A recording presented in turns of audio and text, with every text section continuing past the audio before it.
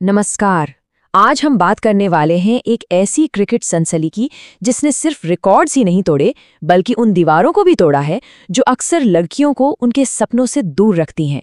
ये कहानी है शेफाली वर्मा की।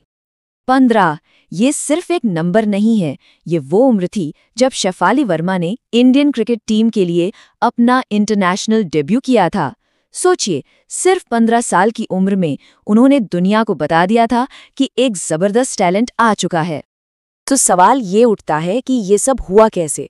हरियाणा के रोहतक जैसे शहर से निकलकर, जहां लड़कियों के लिए क्रिकेट खेलना ही अपने आप में एक चुनौती थी, वो भारत की सबसे बड़ी उम्मीदों में से एक कैसे बन गई?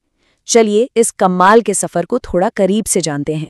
कहते हैं ना, हर बड़े सफर की शुरुआत एक सपने से होती है, और शेफाली का सपना तो उस इंसान से जुड़ा था जिन्हें क्रिकेट का भगवान कहा जाता है। जरा वो सीन सोचकर देखिए। एक 9 साल की बच्ची अपने पापा के कंधों पर बैठी अपने हीरो को देख रही है। वो सचिन तेंदुलकर का आखिरी रणजी ट्रॉफी मैच था, और उस दिन उस स्टेडियम में सिर्फ एक मैच नहीं हो रहा था, बल्कि एक भविष्य के सुपरस्टार का सपना भी जन्म ले रहा था। लेकिन देखिए, सपना देखना एक बात है और उसे पूरा करने का जो रास्ता होता है ना, वो बिल्कुल दूसरी कहानी है। शेफाली का रास्ता कांटों से भरा था, क्योंकि वो एक ऐसे खेल में आगे बढ़ना चाहती थी जिसे आमतौर पर सिर्फ लड़कों का खेल माना जाता था। तो हुआ ये कि जब रोहतक की अकादमियों ने साफ मना कर दिया कि भाई हम एक लड़की को ट्रेनिंग नहीं देंगे, तो उनके परिवार ने एक ऐसा रास्ता निकाला जिसके बारे में कोई सोच भी नहीं सकता था। उनके पिता ने एक बहुत ही दाग गांव उठाया। शेफाली के बाल लड़कों की तरह कटवा दिए ताकि वो अकादमी में एडमिशन ले सकें।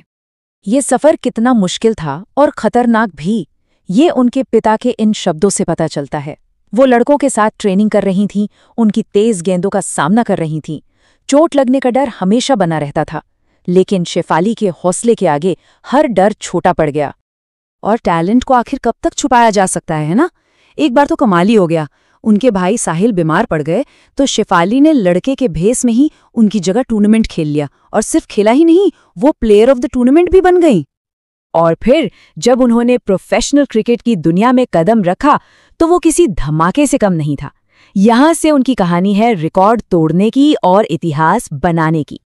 मतलब उन्होंने सिर्फ डेब्यू नहीं किया, बल्कि आते ही ऐसा छा गई कि सब देखते रह गए।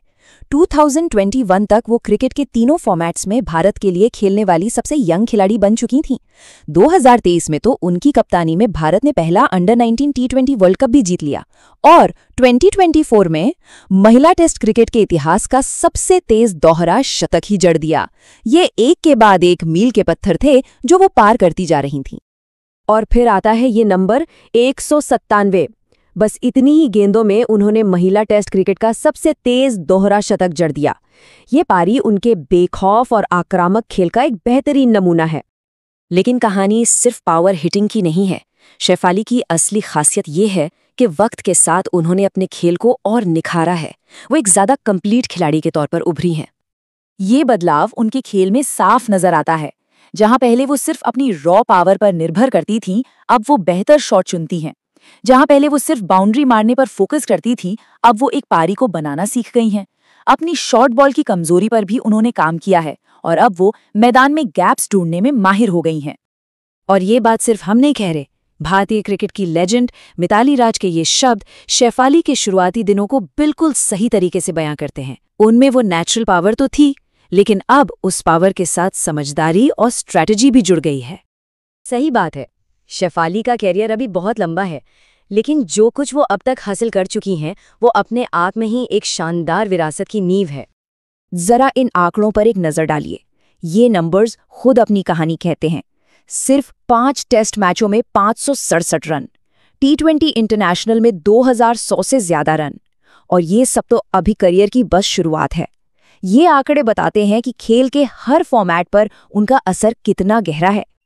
तो आखिर में एक सवाल, एक लड़की जिसने लड़के के भेस में खेलना शुरू किया था, आज दुनिया भर की लड़कियों के लिए एक प्रेरणा है।